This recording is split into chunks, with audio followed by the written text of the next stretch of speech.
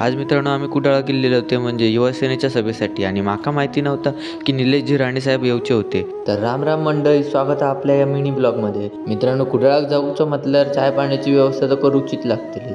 हय इलो आणि मस्तपैकी गरमागरम चाय पिलो। आम्ही विचार केलो की आमका कुडाळात फोटो काढूक गावात की नाही ह्या माहीत नाही, म्हणून आम्ही थयच चौकात फोटो काढून घेतलो। मित्रांनो फोटो काढून झाल्याच्या नंतर लगेच आम्ही छोटू दादाच्या 4 व्हीलरमध्ये बसलो।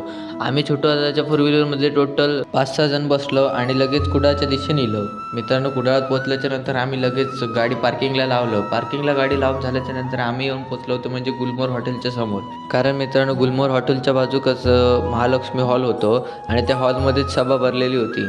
आम्ही लगेच हॉलमध्ये इलो आणि हॉलमध्ये इले आमका एंट्रन्सला ही शाल दिल्याने शाल वगैरे सगळं घेऊन झाल्याच्या नंतर आम्ही लगेच आमच्या जागेवर येऊन बसलो। खुर्ची वगैरे सगळं व्यवस्थित लावलेला होता। आम्ही लगेच बसून झाल्याच्या नंतर हळूहळू हॉलसुद्धा बाराक लागलेलो होतो। कार्यक्रम मित्रांनो सुरू हो खूप टाईम होतो, म्हटलं तवसर टाईमपास काय करायचा।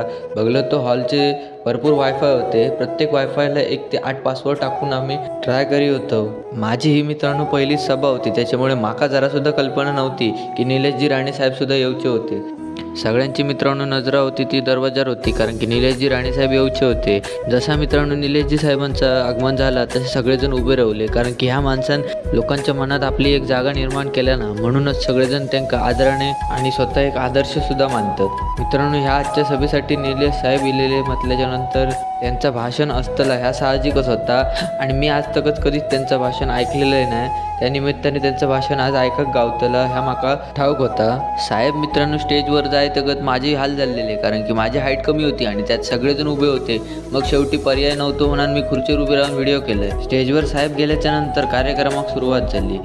कार्यक्रमाची बाळासाहेब ठाकरे त्याचबरोबर आनंद दिघे यांच्या प्रतिमेक पुष्पहार घालून केल्याने आमच्या संग्रामदादाचा मित्रांनो पहिलाच भाषण होता आणि पहिलाच भाषण इतक्या भारी त्यानं केल्यान की कोणाच्या लक्षातच येऊ ना की हा त्याचा पहिला भाषण आहे। हॉलमध्ये बसल्याच्या नंतर आमका इतकं अभिमान वाटत होतो की युवासेनेचा प्रमुख ह्यो आमच्या गावातलो। संग्रामदादाचा मित्रांनो भाषण झाल्याच्या नंतर लगेच भाषण होता म्हणजे निलेशजी साहेबांचा। मित्रांनो जा भाषण मी लहानपणी बाळासाहेब ठाकरेंचं ऐकत ताच भाषण मी आज ऐकते असं माका वाटत होता। भाषण एकदमच एनर्जेटिक होता आणि मस्त वाटत होता हे भाषण ऐकताना। मित्रांनो कार्यक्रम जवळजवळ संपत इल्लो आणि रेजंदा गण्याक समजावून सांगत होतो आता काहीतरी खाक गावतला, त्याच्यावर गण्याक लाज वाटत होती। नाही म्हणता गण्यान 5 वडे संपवल्यानी गाडीत येऊन बसलो। मित्रांनो थैसून आम्ही लगेच इलवते म्हणजे मराठा हॉटेलमध्ये, कारण की जाता म्हटलं जेवणच जाऊया। इलो आणि व्हेज आणि नॉनव्हेज दोन्ही थाळ्यांवरती एकदम जोरदार ताव मारलो।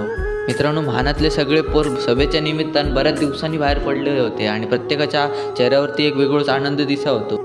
बाकी मित्रांनो व्हिडिओ तुमका कशी वाटली ती कमेंट करून नक्की सांगा आणि नवीन असल्याने नक्की आपल्या